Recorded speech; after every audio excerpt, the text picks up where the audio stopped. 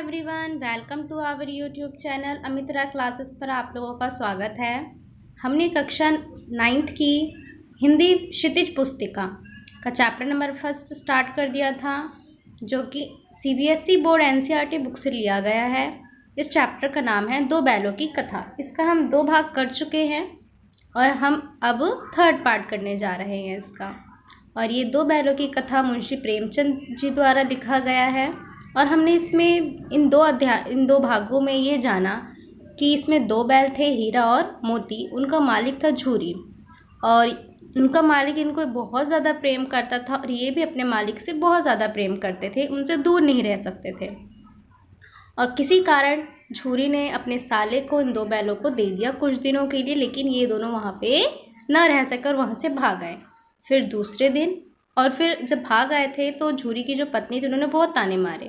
फिर उसके बाद दूसरे दिन उनका साला आया और उनको फिर से अपने साथ लेकर गया, लेकिन फिर उन्होंने क्या किया, एक लड़की की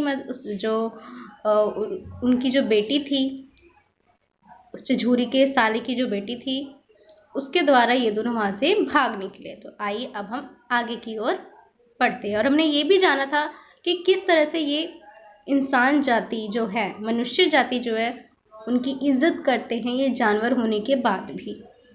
और इससे हमें ये सीख मिलती है कि हमें कभी भी जानवरों पर अत्याचार नहीं करना चाहिए। ठीक है, तो चलिए आइए अब हम आगे स्टार्ट करते हैं।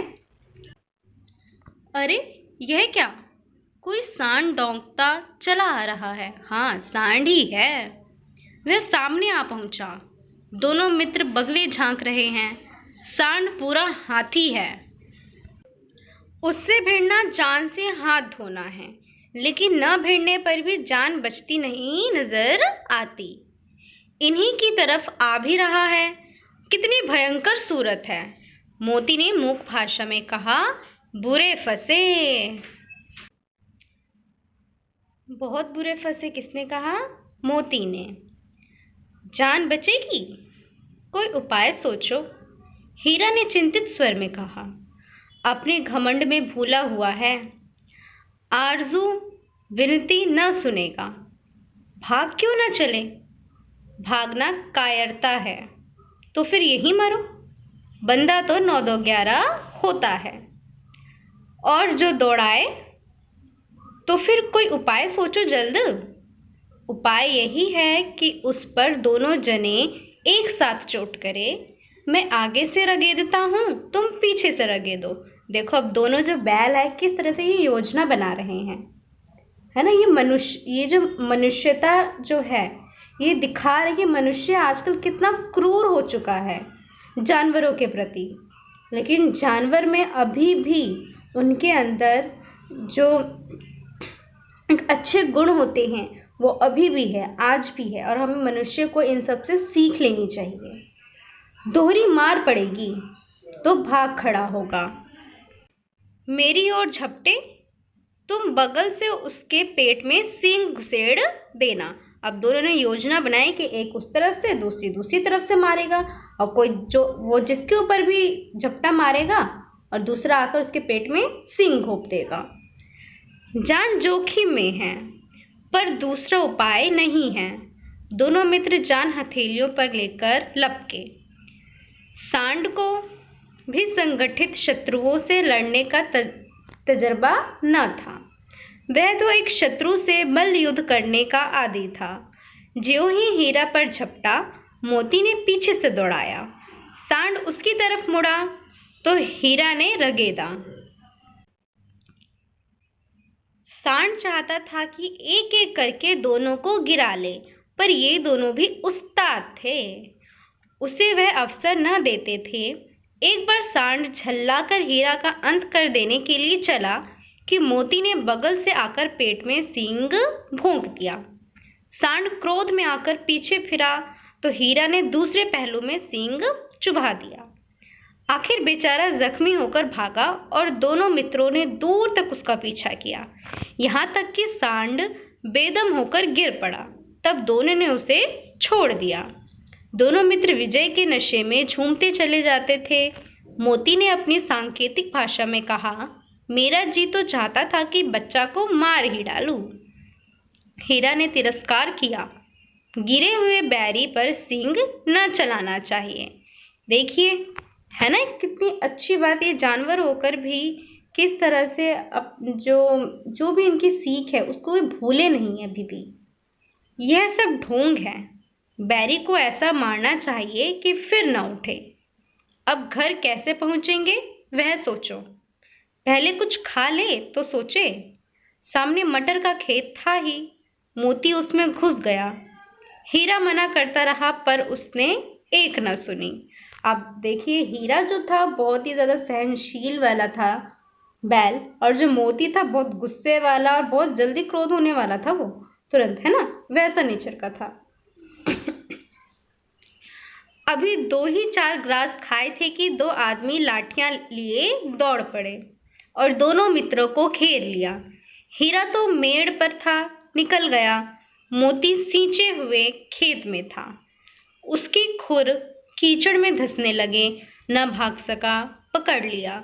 हीरा ने देखा संगी संकट में है तो लौट पड़ा। फंसेंगे तो दोनों फंसेंगे। रखवालों ने उसे भी पकड़ लिया। प्रातःकाल दोनों मित्र कांजी हौस में बंद कर दिए गए।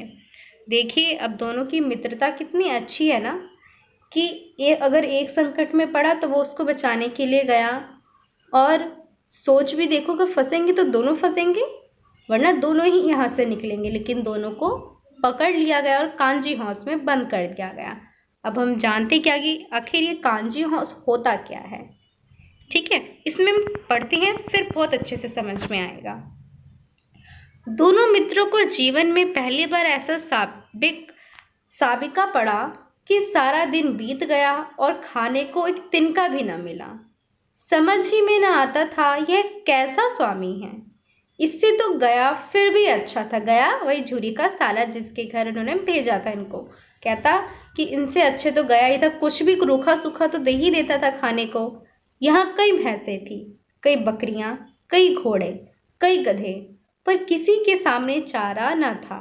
सब जमीन पर मुर्दों की तरह पड़े थे। कई तो इतने कमजोर हो गए थे कि खड़े भी ना हो सकते थे। सारा दिन दोनों मित्र फाटक की ओर टकटकी लगाए ताकते रहे, पर कोई चारा लेकर आता ना दिखाई दिया। तब दोनों ने दीवार की नमकीन मिट्टी चाटनी शुरू की, पर इससे क्या तृप्ति होती, है ना। अब उनको भूख इतनी तेज लग गई थी कि उन्होंने दीवार भी चाटना शुरू कर दिया, लेकिन इससे पेट थोड़ी भरने वाला था। देखिए, जो कांजी हौस होता है ना, ये क्या होता है, जहाँ पे पशुओं को ले जाया जाता है और वहाँ पर इनकी चर्बी वगैरह निकाली जाती है। तो किस तरह से इनको सबसे पहले तो पूरी तरह से सुखा दिया जाता है, उनको इतना कमज़ोर कर दिया जाता है कि किसी लायक ही नहीं बचते ये जानवर। और फिर उनका जो है खाल इनकी निकाली जाती है, इनको मार दिया जाता है वहाँ पे। ठीक है। रात को भी जब कुछ भोजन न मिला तो हीरा के दिल में विद्रोह की ज्वाला धधक उठी। मोती से बोला, अब तो नहीं रहा जाता मोती। मोती ने सिर लटकाए हुए जवाब दिया, मुझे तो मालूम होता है प्राण निकल रहे हैं। इतनी जल्द हिम्मत ना हारो भाई, यहाँ से भागने का कोई उपाय निकालना चाहिए और दीवार तोड़ डाले। मुझसे तो अब कुछ नहीं होगा। बस इसी बूते पर अकड़ते थे, सारी अकड़ निकल गई। बाड़े की दीवार कच्ची थी, हीरा मजबूत तो था ही। अपने नुकीले सींग दीवार में गड़ा दिए और जोर मारा तो मिट्टी का एक चिप्पड़ निकल आया। फिर तो उसका साहस बढ़ा। अब उसके अंदर हौसला भी बढ़ गया। जब मिट्टी का एक टुकड़ा जब निकला उसमें से, तो उसका साहस और बढ़ गया था। इसने दौड़ दौड़ कर दीवार पर चोटें की और हर चोट में थोड़ी थोड़ी मिट्टी गिराने लगा। उसी समय कांजी हौस का चौकीदार लालटेन लेकर जानवरों की हाजिरी लेने आ निकला। हीरा का उज्जड़पन देखकर उसने उसे कई डंडे रसीद किए और मोटी सी रस्सी से बांध दिया। मोती ने पड़े पड़े कहा, आखिर मार खाई, क्या मिला?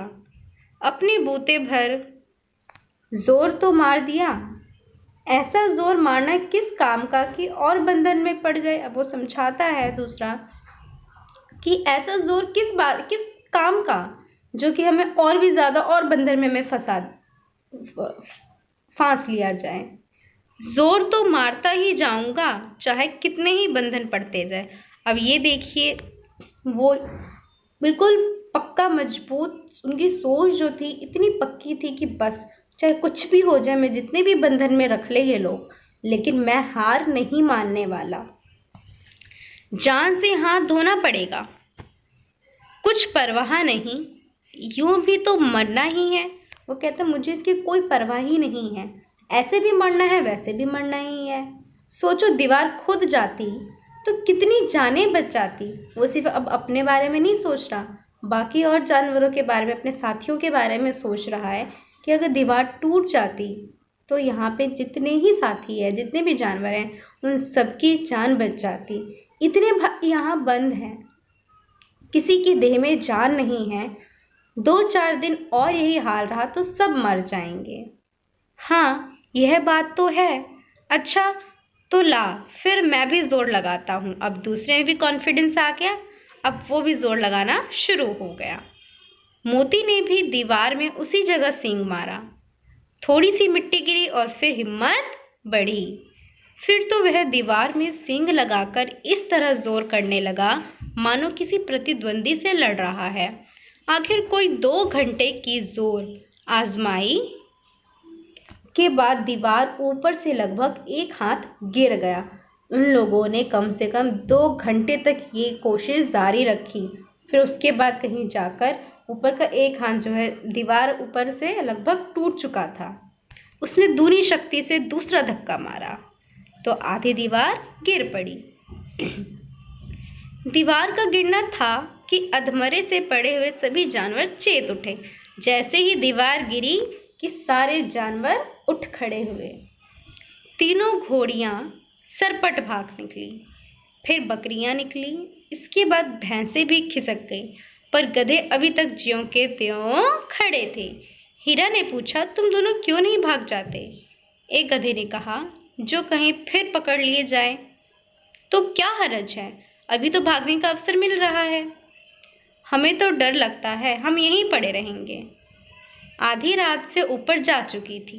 दोनों गधे अभी तक खड़े सोच रहे थे कि भागे या ना भागे, और मोती अपने मित्र की रस्सी तोड़ने में लगा हुआ था। जब वह हार गया तो हीरा ने कहा, तुम जाओ, मुझे यही पड़ा रहने दो, शायद कहीं भेंट हो जाए। मोती ने आंखों में आंसू लाकर कहा, तुम मुझे इतना स्वार्थी समझते हो हीरा? हम और तुम इतने दिनों एक साथ रहे हैं, आज तुम विपत्ति में पड़ गए तो मैं तुम्हें छोड़कर अलग हो जाऊं? देखिए, अब ये सोचिए कि इनकी मित्रता कितनी गहरी। आजकल मनुष्य जो अपने मित्र बनाता है, जो मनुष्य मित्रता करता है, उनकी मित्रता में बिल्कुल भी सच्चाई दिखती नहीं है कहीं, है ना। एक दूसरे को कभी न कभी धोखा दे ही देते हैं, लेकिन इन जानवर से हमें इतनी सीख मिल रही है। सोचिए कि कितनी अच्छी बातें कर रहे हैं और कितना एक दूसरे का कितना साथ दे रहे हैं। हमें इनसे बहुत ज़्यादा सीख लेने की ज़रूरत है। हीरा ने कहा, बहुत मार पड़ेगी, लोग समझ जाएंगे यह तुम्हारी शरारत है। मोती गर्व से बोला, जिस अपराध के लिए तुम्हारे गले में बंधन पड़ा, उसके लिए अगर मुझ पर मार पड़े तो क्या चिंता। इतना तो हो ही गया कि 9-10 प्राणियों की जान बच गई, वे सब तो आशीर्वाद देंगे। अब वो सोच रहे हैं कि कोई बात नहीं, जिस कारण से तुम बंधन में पड़े हो उसी वजह से मुझे मार भी पड़ जाए तो मुझे कोई परवाह नहीं। कम से कम जो 9-10 प्राणी थे वो, उनकी तो जान बची, वो हमें आशीर्वाद देंगे। ये कहते हुए मोती ने दोनों गधों को सींगों से मार मार कर बाड़े के बाहर निकाला और तब अपने बंधु के पास आकर सो रहा। अब क्या, वो जो दोनों गधे नहीं जा रहे थे, उसने वो सींग मार मार कर बाहर निकाला और फिर अपने भाई के पास आकर वो सो गया। भोर होते ही मुंशी और चौकीदार तथा अन्य कर्मचारियों में कैसी खलबली मची, इसके लिखने की ज़रूरत नहीं।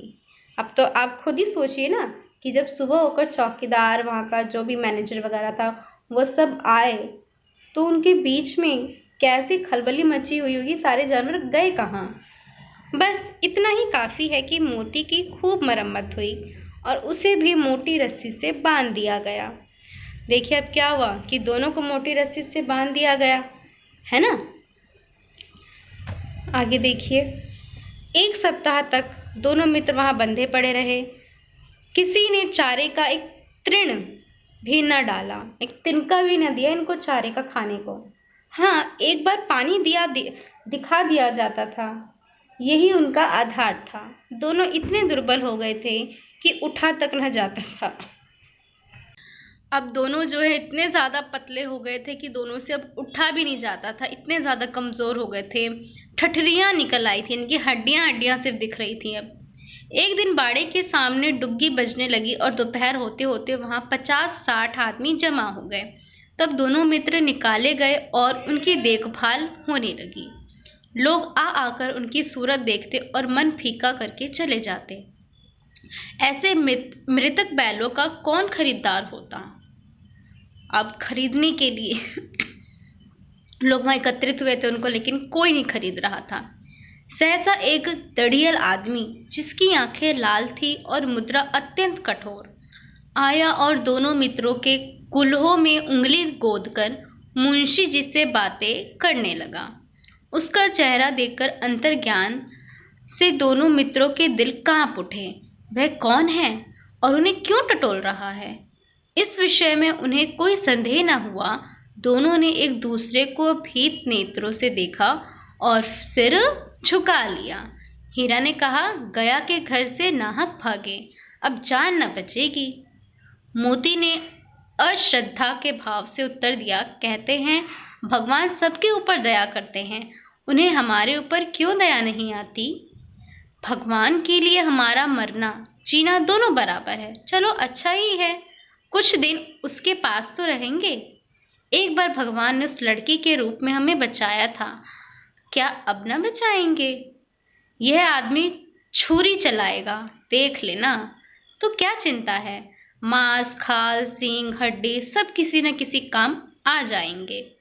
नीलाम हो जाने के बाद दोनों मित्र उस दढ़ियल के साथ चले। दोनों की बोटी बोटी कांप रही थी।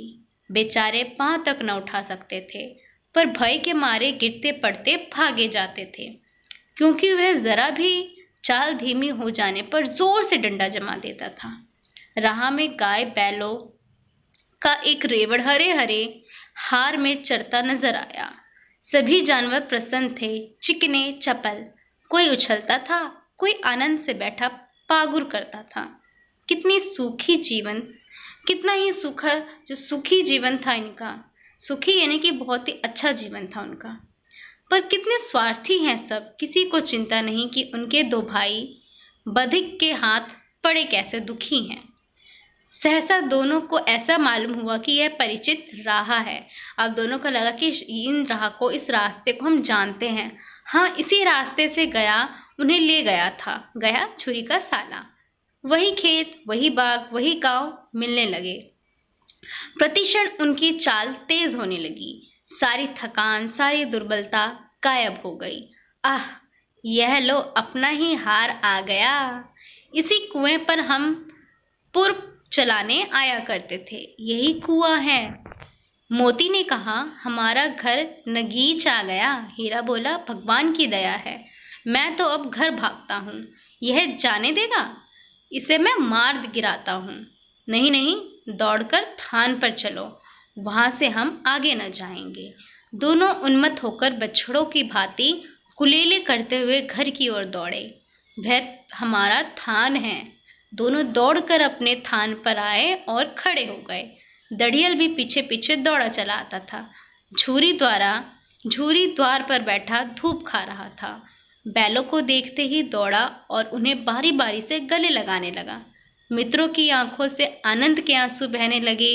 एक झूरी का हाथ चाट रहा था। दढ़ियल ने जाकर बैलों की रस्सियां पकड़ ली। झूरी ने कहा, मेरे बैल हैं। तुम्हारे बैल कैसे? मैं मवेश खाने से नीलाम लिए आता हूँ। मैं तो समझा हूँ चुराए लिए आते हो। चुपके से चले जाओ। मेरे बैल हैं, मैं बेचूंगा तो बिकेंगे। किसी को मेरे बैल नीलाम करने का क्या अख्तियार है? जाकर थाने में रपट कर दूंगा। मेरे बैल हैं। इसका सबूत यह है कि मेरे द्वार पर खड़े हैं। देखिए, अब जो व्यक्ति उन दो बैलों को वहाँ से कांजी हौस से खरीद कर नीलाम करके जो लेकर आया था वो झूरी के पास आया और फिर झूरी ने कहा ये तो, वो झूरी अपने बैलों को पहचान गया। उसने कहा ये मेरे बैल है, मैं किसी को न दूंगा। और जो वहाँ से नीलाम करके लाया था कहता नहीं ये मेरे बैल है क्योंकि मैं यहाँ से नीलाम करवा कर आया हूँ। तो झूरी कहता इसका सबूत, उसने कहा कि मैं रिपोर्ट लिखवा दूंगा, है ना, थाने में जाकर, ये मेरे बैल हैं और इसका सबूत यह है कि ये दोनों बैल मेरे द्वार पर खड़े हैं, मेरे घर पे हैं। दड़ियल झल्लाकर बैलों को ज़बरदस्ती पकड़ ले जाने के लिए बढ़ा। उसी वक्त मोती ने सींग चलाया। दड़ियल पीछे हटा, मोती ने पीछा किया। दड़ियल भागा, मोती पीछे दौड़ा। गांव के बाहर निकल जाने पर वह रुका, पर खड़ा दड़ियल का रास्ता देख रहा था। दड़ियल दूर खड़ा धमकियां दे रहा था, गालियां निकाल रहा था, पत्थर फेंक रहा था और मोती विजय शूर की भांति उसका रास्ता रोके खड़ा था। गांव के लोग यह तमाशा देखते थे और हंसते थे। जब दड़ियल हार कर चला गया तो मोती अकड़ता हुआ लौटा। हीरा ने कहा मैं डर रहा था कि कहीं तुम गुस्से में आकर मार न बैठो। अगर वह मुझे पकड़ता तो मैं बेमारे न छोड़ता। अब न आएगा, आएगा तो दूर ही से खबर लूँगा, देखूं कैसे ले जाता है। जो गोली मरवा दे, मर जाऊंगा पर उसके काम तो न आऊँगा। हमारी जान को जान ही नहीं समझता। वो कहता है कि अगर हमें फिर से ये पकड़ ले गया और कुछ भी किया तो मैं तो इसे छोड़ूंगा नहीं, मार डालूंगा। कहते हैं वो दोनों कि ये तो हमारी जान को कोई जान समझता ही नहीं है। इस तरह से हमारे ऊपर रौब जमाता है और इस तरह से हमें इतनी गंदी तरीके से मारता है, इसलिए कि हम इतने सीधे हैं। अब वो क्वेश्चन करते हैं कि हमारे साथ सब इसीलिए ऐसा व्यवहार करते हैं क्योंकि हम बहुत सीधे हैं।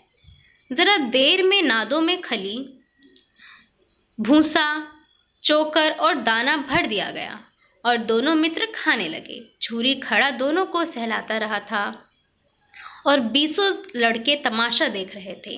सारे गांव में उत्साह सा मालूम होता था। उसी समय मालकिन ने आकर दोनों के माथे चूम लिए।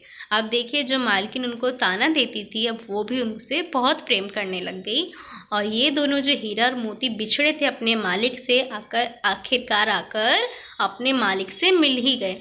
अब देखिए हमें इस कहानी से हमें क्या शिक्षा मिलती है, यही कि हमें अपनी इंसानियत को नहीं भूलना चाहिए। जब जानवर अपने अच्छाई को नहीं भूलते हैं तो हम मनुष्य क्यों भूले, है ना। हमें कभी भी जानवरों पे इतना अत्याचार नहीं करना चाहिए, नहीं उनको हमें सताना चाहिए।